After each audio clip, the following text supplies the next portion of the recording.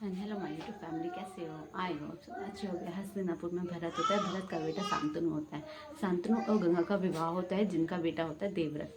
और देवव्रत अपने जो है पिता की शादी जो है सत्यवती से करवाता है। सत्यवती के पिता का नाम होता है दाशरथ। और दाशरथ ये शर्त रखता है कि मैं अपनी बेटी की शादी एक ही शर्त पे करूँगा, जो मतलब मेरी बेटी का संतान होगा वही जो है उस हस्तिनापुर की गद्दी पे राज करेगा। ये बात जो है देवव्रत मान लेता है और आजीवन जो है शादी ना करने का वचन देता है दासराज को। और तब ये बात शांतनु को पता चलता है, तो शांतनु उसे जो है इच्छा मृत्यु का वरदान देते हैं। कहते हैं तुम्हारी इच्छा अनुसार जो है तुम्हारे बिना इच्छा के तुम्हें मृत्यु छू भी नहीं सकती है। और शांतनु और सत्यवती का जो है देवव्रत शादी करवाता है, और उस टाइम उसका पितामह भीष्म रखता है नाम। ठीक है। और तो उनके पुत्र होते हैं चित्रांगद और विचित्रवीर। चित्रांगद की मृत्यु हो जाती है युद्ध में, और विचित्रवीर बचता है। उसकी शादी होती है अंबा और अंबानिका से होती है, जो कि काशी के मतलब बेटे नरेश की डॉटर होती है, अंबा और अंबानिका। और इनके 2 पुत्र होते हैं। मतलब कुछ टाइम बाद तबीयत खराब होने के कारण जो है विचित्र भी मर जाता है। और सत्यवती का एक बेटा होता है जो कि वेदव्यास नाम होता है, जो कि प्रसाद और वेदव्यास का बेटा होता है। मतलब प्रसाद और सत्यवती का बेटा जो होता है वेदव्यास होता है। फिर वो जो होती है अंबिका और वेदव्यास का पुत्र जो होता है धृतराष्ट्र, वो अंधा होता है क्योंकि उसे देख के डर जाती है, वो आंख बंद कर लेती है। और अंबालिका और वेदव्यास का पुत्र जो होता है पांडव होता है। वो देख के मतलब आंखें नहीं बंद करती, लेकिन फिर भी उनका पुत्र होता है, वो सोचती रहता है। धृतराज की शादी जो है गंधार नगर की गंधारी से होती है, और वो शिव भक्त होती है। और पांडव की शादी कुंती और माद्री से होती है। कुंती के 100 पुत्र होते हैं और एक पुत्री होती है, दुशाला नाम होता है। और दुर्योधन होते हैं। और कुंती के 3 पुत्र होते हैं, धृतराज, भीम और अर्जुन। और जो माद्री के 2 पुत्र होते हैं वो होते हैं नकुल और सहदेव। नकुल और सहदेव होते हैं। युधिष्ठिर और भीम जो होते हैं दुर्योधन से बड़े होते हैं, और जिसके कारण जो है युधिष्ठिर का राज्याभिषेक हस्तिनापुर में होता है। सारे पांडव जो है बड़े होने मतलब आश्रम में जाते हैं, एजुकेशन करके आते हैं, फिर उनका परीक्षा लिया जाता है। फिर उसके बाद जो होता है उनको जो है गद्दी पर बैठाया जाता है। फिर गद्दी पर बैठाया जाता है, राज्याभिषेक होने जाता है। राज्याभिषेक होने के बाद उनका क्या होता है, युधिष्ठिर जी का राज्याभिषेक होने जाता है। और फिर मतलब ये बात जो है दुर्योधन को बहुत बुरी लगती है, और वो चाहता है कि मतलब मेरा बेटा ही जो है हस्तिनापुर की गद्दी पे राज करे। और इसी कारण जो है उसका जो राज्याभिषेक होने जाता है, तो एक हस्तगृह में एक सेलिब्रेट किया जाता है फेस्टिवल।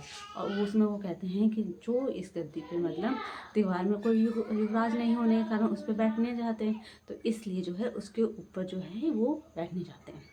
और फिर वहीं पर उसको मारने का प्लानिंग बनाते हैं।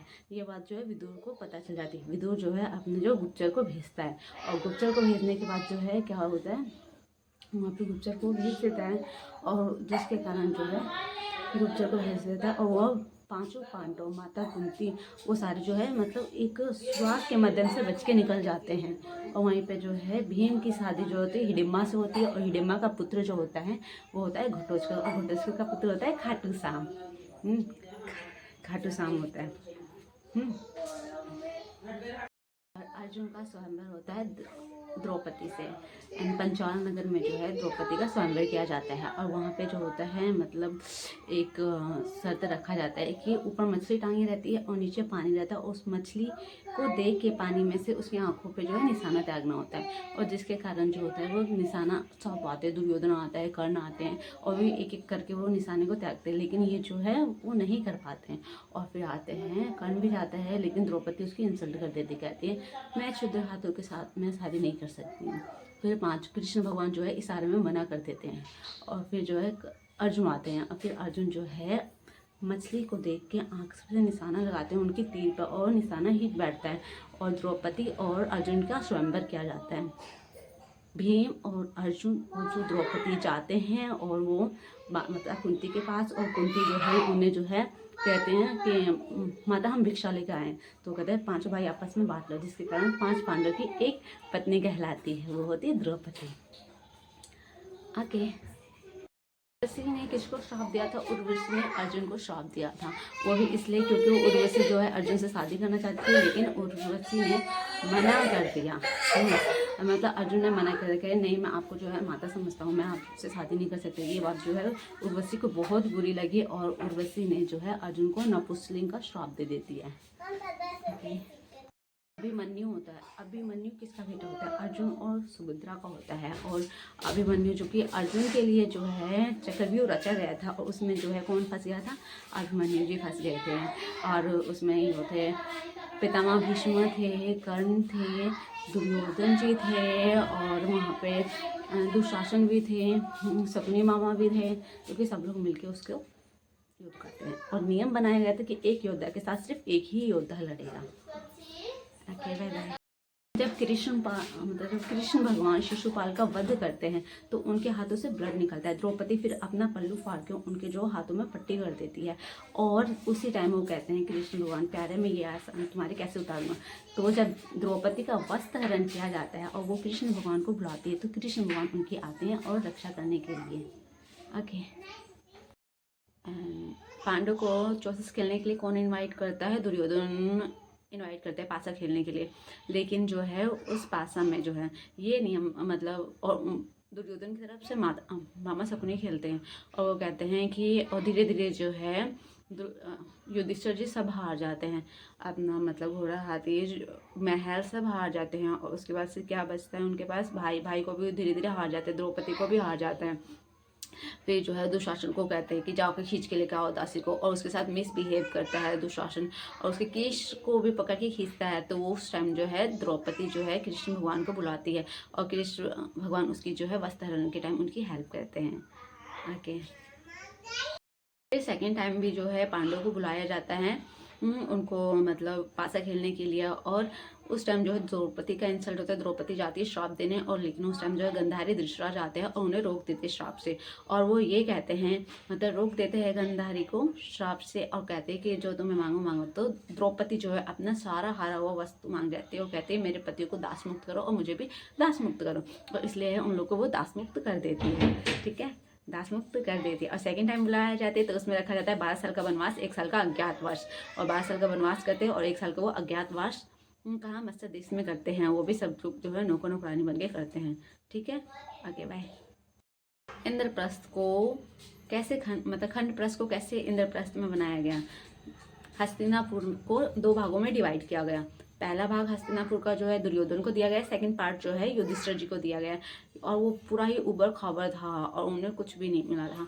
और जो है उनके साथ कृष्ण भगवान थे, बलराम थे, 5 पांडव थे, माता कुंती थी, द्रौपदी जी थी, और दुर्योधन क्या बोलते हैं हमारे पितामह भीष्म थे ये, और द्रोणाचार्य थे। ये सब जो मिलके उसको बहुत ही हजारे में चेंज कर दिया, और जिसके कारण वो देख के मतलब दुर्योधन भी देख के चकाचक हो गया और वो पानी में गिर जाता है। तभी द्रौपदी हंसती, कहती है अंधे का बेटा अंधा। ये बात जो है दुर्योधन को बहुत बुरी लगती है। सेकंड, फिर जो है वहीं पे जब युधिष्ठिर जी का राज्याभिषेक होने जाता है तो दुर्योधन मतलब शिशुपाल आते हैं, जो कि कृष्ण भगवान के बुआ के बच्चे होते हैं, और वही जो कि वो युधिष्ठिर जी के मौसी के लड़के होते हैं। और वो बहुत ही अपशब्द बोलता है, मतलब बुरा उरा सबको बोलता रहता है, सबको बोलता है, जिसके कारण कृष्ण भगवान गुस्से में आते हैं, उनकी गर्दन काट देते हैं। और 100 पाप कंप्लीट होने के बाद कृष्ण भगवान कहते हैं तुम्हारा 100 पाप कंप्लीट हो जाएगा तो तुम्हारी गर्दन में काटूंगा। तो भी वो नहीं माना, वो बोला ही जा रहा।